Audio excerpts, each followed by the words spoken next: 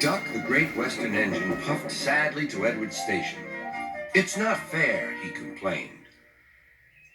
"Diesel has been telling lies about me and made Sir Topham Hatt and all the engines think I'm horrid." Edward smiled. "I know you aren't, and so does Sir Topham Hatt. You wait and see. Why don't you help me with these cars?" Duck felt happier with Edward and set to work at once. Duck and Percy enjoy their work at the harbor, pulling and pushing cars full of cargo to and from the quay. But one morning, the engines were exhausted. The harbor was busier than ever.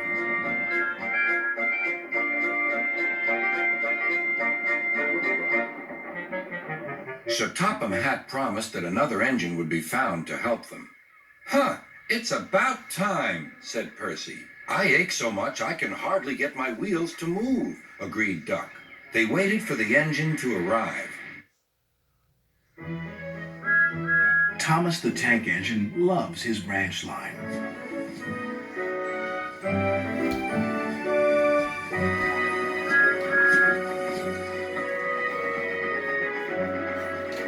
One day, when he stopped at a small station, some children looked sad. "They've closed our playground and our favorite sand pit. Teacher says the sand is soiled and too dirty to play in. Please help us, Thomas." "I'll see what I can do," replied.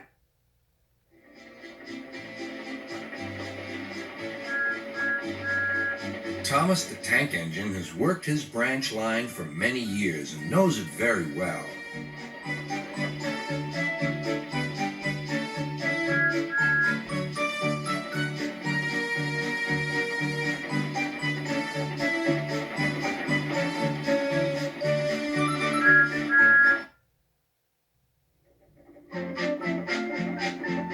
Thomas the Tank Engine is very proud of his branch line.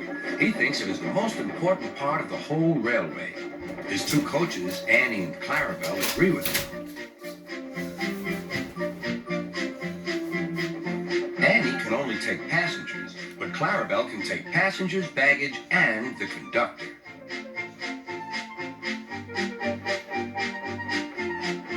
They are both old and need new paint, but Thomas loves them very much.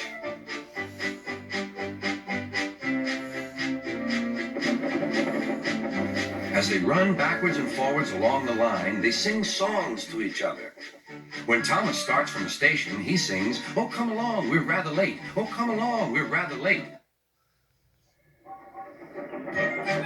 James is a mixed traffic engine. He can pull both freight cars and coaches.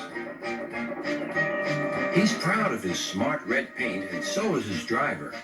"Everyone says you brighten up their day, James." One morning, James whistled loudly at the other engines. "Look at me. I am the smartest, most useful engine on the line." "Rubbish," replied Thomas. "We're all useful. Sir Topham Hatt says so, and he's head of the whole railway." "You know what, James?" added Percy. "What?" replied James. "You're getting all puffed up." James huffed away. Later, he was still boasting. Percy worked hard at the new harbor. The workmen needed stone for their building. Toby helped, but sometimes the loads of stone were too heavy, and Percy had to fetch them for himself. Sometimes he'd see Thomas. "Well done, Percy. Sir Topham Hatt is very pleased with us." An airfield was close by. Percy heard the airplanes zooming overhead all day. The noisiest of all was a helicopter.